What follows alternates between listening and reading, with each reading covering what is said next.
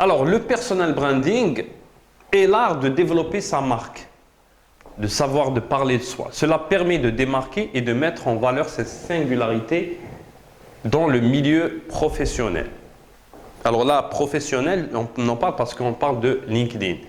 Et au fait, le personal branding, ce qu'on appelle aussi la marque subjective, c'est ce qui distingue chaque personne et ce qui la rend unique.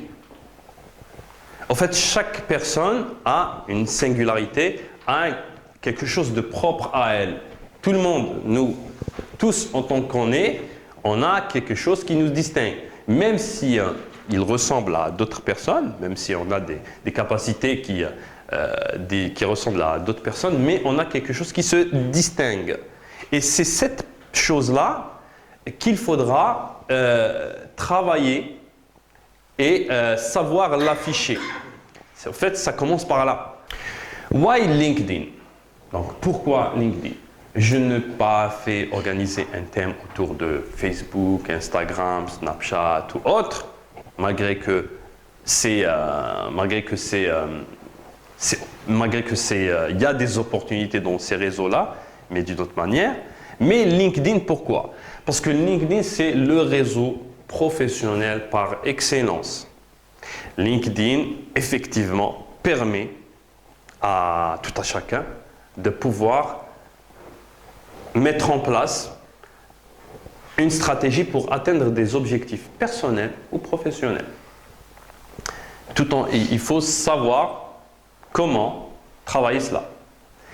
Et LinkedIn, c'est le terrain propice pour le personnel, pour le développement personnel, pour travailler sa marque personnelle. Alors, c'est pour qui? Alors là, généralement, lorsque je fais des formations, lorsque je fais des séminaires pareils, et je dis qui est sur Twitter, qui est sur LinkedIn, qui est etc. Ah non, LinkedIn, c'est pour... je suis encore étudiant. Ah non, LinkedIn, ça ne m'intéresse pas parce que c'est très professionnel. Ah, LinkedIn, non, j'y suis pas encore, je trouve... Donc, au fait, les gens ont... Enfin, peut-être qu'il y a 2 ans, hein, quand on était 100 000, 200 000, quand on est aujourd'hui 2 millions. D'accord? Donc là, les gens commencent à prendre conscience de son importance.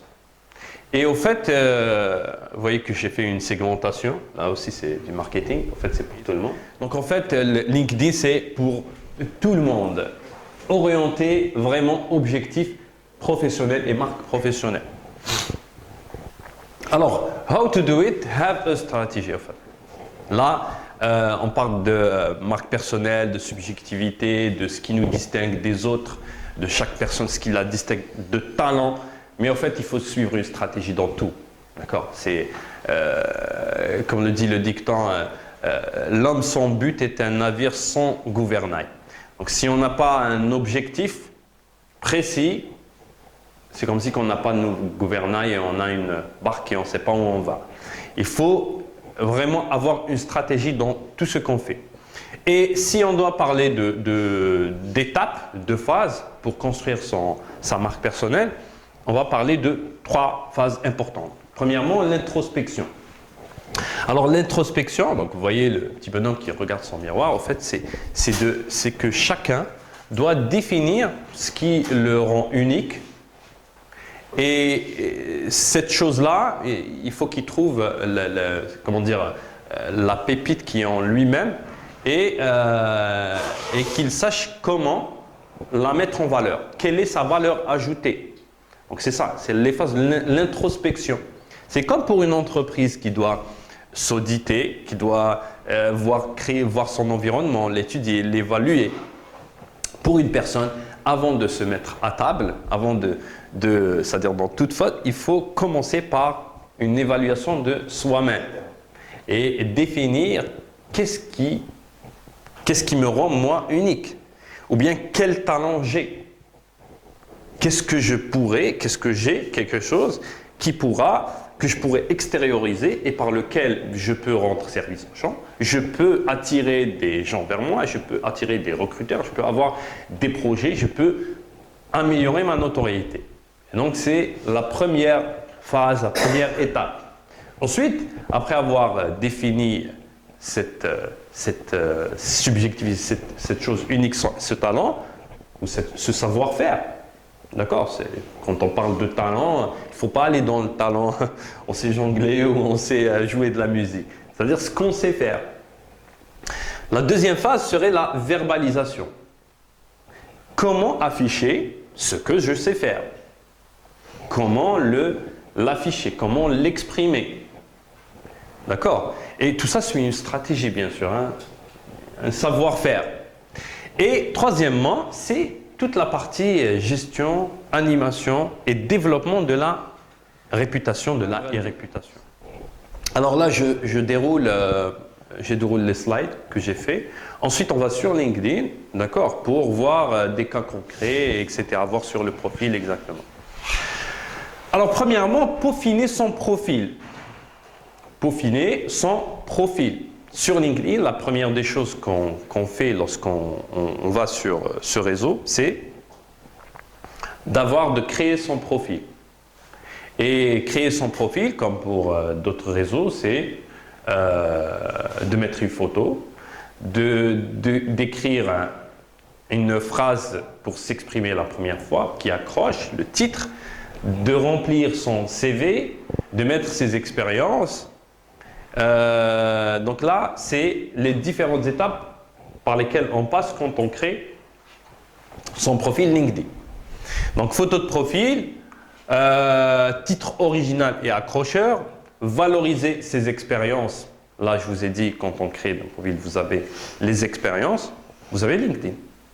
Très bien. Donc vous mettez les expériences, demandez des recommandations, je reviendrai, actualisez mensuellement votre photo.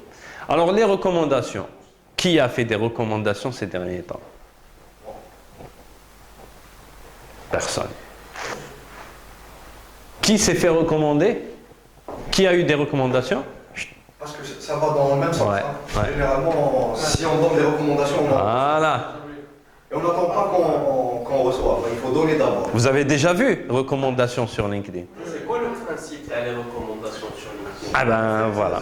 Il va vous l'expliquer, Hadjara. Généralement, pendant une carrière professionnelle, vous avez eu affaire à des personnes, à des gens de management, à des collègues, etc., à des collaborateurs. Donc, expérience après expérience, vous enchaînez les contacts, etc. Et c'est les gens qui vous ont côtoyé professionnellement de généralement laisser un mot, généralement, ou approuvent certaines compétences dans tel domaine ou tel domaine. S'ils sont satisfaits par le service que vous avez proposé, donc ils vous recommandent à d'autres personnes afin que... D'accord. Du coup, c'est des témoignages. C'est-à-dire, je témoigne que monsieur X a des compétences dans tel et tel domaine, etc. Et généralement, c'est comme le système de notes d'évaluation. Oui, oui. Alors, ce qui vous a dit Hadjara, c'est le cas, mais pas forcément qui ait une expérience réelle. En fait, la recommandation, vous pouvez être en relation avec des personnes que vous connaissez à travers LinkedIn, que vous avez connues sur LinkedIn, ou à travers une formation que vous avez assistée, par exemple.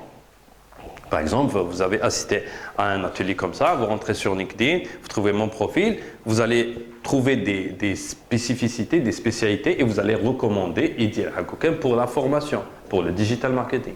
Mais imaginons qu'il n'y ait pas cela et que vous avez déjà vu des publications que j'ai faites et qui sont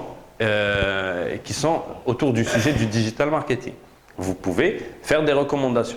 Alors, l'objectif, c'est quand vous faites des recommandations, qu'est-ce que vous avez derrière? Vous dites que, pourquoi je vais faire des recommandations? Au fait, quand on fait des recommandations, chez la personne, il arrive il vous dit que, voilà, Fouad a recommandé vos compétences dans ce domaine. Vous allez avoir, pour moi, recommandé ces compétences ou d'autres compétences à Fouad. En fait, là, on va faire un échange de recommandations. Un terrain de confiance. Un terrain de confiance, dans un terrain de confiance. Et en fait, ça sera visible chez les gens. Et donc, si ça sera visible chez les gens, ça va travailler votre image, votre notoriété, votre marque personnelle. Sinon, vous pouvez payer personne, on va vous recommander. Il y a 23 Un gros avocat. Ça, c'est le business traditionnel. Là, on rentre dans le sujet de l'e-influence. Oui. De l'e-influence. Alors, photos de profil. Alors, les photos de profil sur LinkedIn, c'est pas les photos à la plage ou en vacances ou. Alors, la première. Alors, vous n'imaginez pas la force et l'impact de la photo de profil sur LinkedIn, sur ce réseau professionnel. Il y a des agences, on va dire par l'intérim, qui se spécialisent uniquement sur cette image que vous pouvez avoir sur un réseau social ou sur une présence numérique. Personal branding, bien sûr. Alors là, vous voyez des photos, d'exemples de photos que je vous ai mis. Donc vous voyez que ce qui ressemble dans toutes ces photos-là, là c'est vraiment l'idéal. Hein. C'est que qu'il y ait un arrière-plan neutre, de préférence. Hein. Et vous pouvez faire dans un endroit, il n'y a pas de souci. Mais on va dire de préférence c'est neutre. Pourquoi? Parce que dans une photo de profil sur LinkedIn, le plus important à mettre en valeur, c'est vous. Et là, on est dans une stratégie de personal branding. Donc, vous voyez, ça commence par là. Et votre photo, votre image, votre présence, c'est ce qui est le plus important et à mettre en valeur. Et si vous voyez bien que toutes ces personnes-là, leurs photos, à eux, occupent environ 60% de l'image, 60 à 70%. Et ça, c'est ce qui est recommandé. C'est-à-dire une photo de profil avec un arrière-plan neutre, une occupation d'à peu près entre 60 à 70% de la surface de la photo et exprimer un sourire, exprimer une bonne humeur. Vous voyez, les personnes, ils sont tous souriants, ils ont un air sérieux, en même temps, ils sont souriants. Oui. Deuxièmement, afficher sa passion, afficher votre passion. Alors là, on est dans une stratégie, n'oubliez pas, hein, introspection, verbalisation, développement de les réputations. D'accord? La timeline que je vous ai mis tout à l'heure, introspection, définir le talent, ce qui nous rend unique.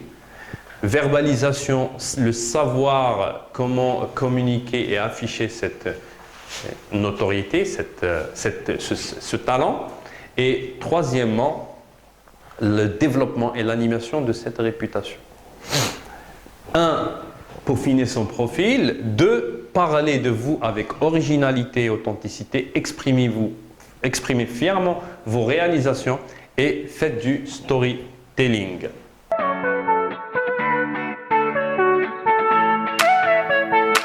Pourquoi est-il important de construire son personal branding sur LinkedIn? Tout simplement parce que LinkedIn est un réseau professionnel. Toutes les entreprises sont présentes sur LinkedIn et donc il est très important de travailler son image, de soigner son image pour que les gens puissent vous recruter, pour que vous puissiez vendre vos services à ces entreprises-là. Déjà, LinkedIn, c'est un réseau professionnel. Il faut travailler sur le contenu, le profil et partager un très bon contenu. Le contenu, c'est très important pour faire passer le message.